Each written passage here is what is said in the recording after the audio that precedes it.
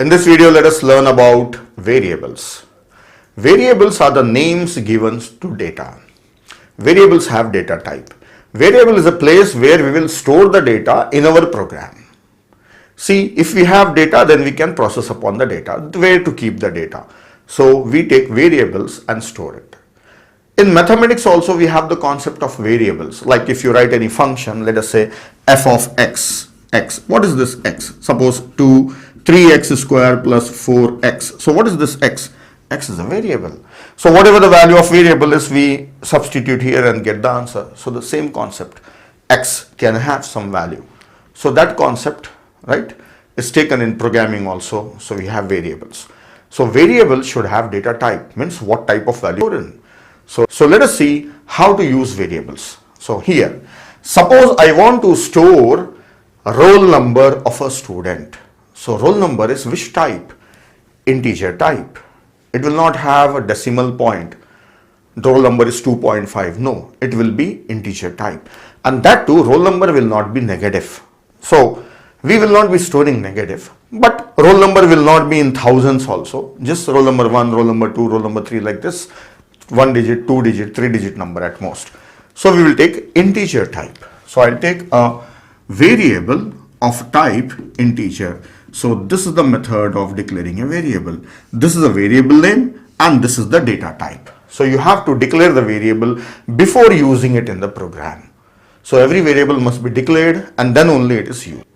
So now this means that this roll number is a variable which is of type integer, and at runtime this roll number will consume 2 bytes of memory. Roll number will consume 2 bytes of memory. This will take 2 bytes. I am showing it as a single box, but there are 2 bytes in this one. Because integer takes 2 bytes. If you say no 4 bytes, so it will take 4 bytes of memory.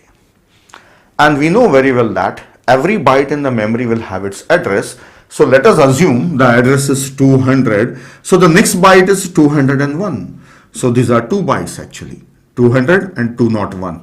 So these are 2 bytes in which any number you store in this, it will be stored in the memory at runtime of a program. Next, I want to store something in that variable. Okay, you can store it. Suppose I want to store roll number 10, then you can say roll number assign 10. Now the value will be stored. Before that, what was there in this one before assigning 10? So we say there was some garbage value. So now it will be storing 10. Garbage means unknown value. We have not stored it. It's already there. So for us, it's a garbage. Yes, we say it's a garbage value. That doesn't belong to us, so we say garbage. Now we will be storing it. So this number 10 will be stored. Now we say that variable is initialized. So let us look at the statements. This is declaration of a variable. This is initialization of a variable. And when you declare the variable and run the program, at running time, it will occupy memory and the value will be stored. Data will be stored in this one. So this is how variable is declared or initialized. Now let us learn one more thing. Is it possible that I want to initialize at that time only? Yes, you can assign 0 or 10 here also. So this will be declared as well as initialized. So variable is declared as well as it will have the value 10. It will not have a chance of getting garbage value. Now, little more. Suppose I want to have a variable to store a section or group A, group B, group C, like this groups are there. So I want to store group name. Group name is A or B something. So which type of variable I should take? Character type. Okay, declare a variable character type. Char group. And I want to initialize it. Okay, you can initialize A. Now one thing we learn here. This you cannot write it simply like this. You have to give it in quotes. So every character type variable should be enclosed in single quotes. It should be in single quotes. So this is the declaration and initialization. Now I want to store the price of some item, some product. Price is $12.75, suppose. Then which data type I should take? I should take float type.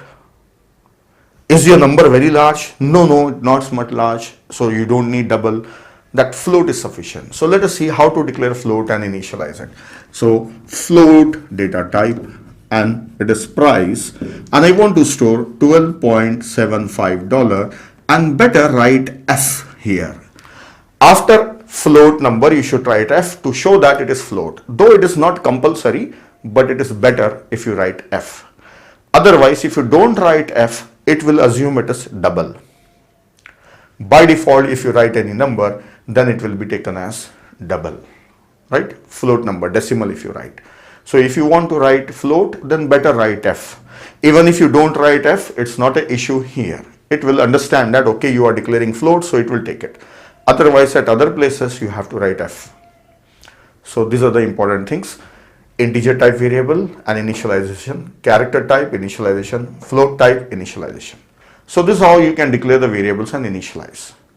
Now few rules, how to take the variable name. So I will write down valid and invalid names. So I'll just write them and I'll tell you why they are valid and invalid. So what are the things that you should take care? Let us see. You can declare a variable like x1. This is valid. But you cannot take a variable 1x, means number in the beginning is not allowed. This is invalid. And you can take a variable name as roll number, but you cannot take a variable name as roll space number. This is not allowed. This is allowed. This is not allowed. There should not be any space in between variable name. If at all you want to separate them as two words, then you can use underscore and number. This is allowed. And it's better sometimes, this is followed in Java, we can use roll number as ROLL in small and number N. This is the second word starting with capital letter. Or else you can even write like this, roll number. This notation you can follow. This is called as camel notation, followed in Java. Now Java is also a common language. Some people know already Java. So you can use that one. There is no restriction here. So you can write any variable name.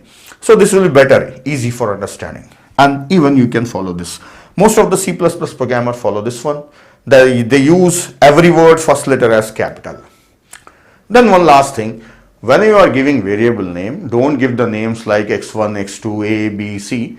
Use some meaningful name so that the name shows what type of value it is containing, like price, group, roll number. These are readable, so it will be easy for you only for writing the program. So that's all, how to declare the variables and how to use them I have shown you. Now we will be learning how to write on the program. So we will use these variables and we will learn about the operators, and then we are in a position to write on the program. So don't be in a hurry. You watch all the videos peacefully one by one. Suddenly you will not understand or learn programming in one day, or suddenly you cannot jump on typing the program and running the program. So be cool and follow the lectures one by one. This will build up your knowledge about the programming. Then you are in a position for writing the programs. So watch every video carefully, right? Don't miss any videos. So this is all about the variables and the declaration. Now more about the variables, each and everything in detail, going in minor details, you will find a section that is called as miscellaneous. You watch that one. But if you are a beginner, don't watch it now. After the end of the course, you watch it. Already you know basics of C programming or C++ programming a little bit, then you can watch that miscellaneous. So there is a video for data types and variables. Watch that one. So that's all in this video.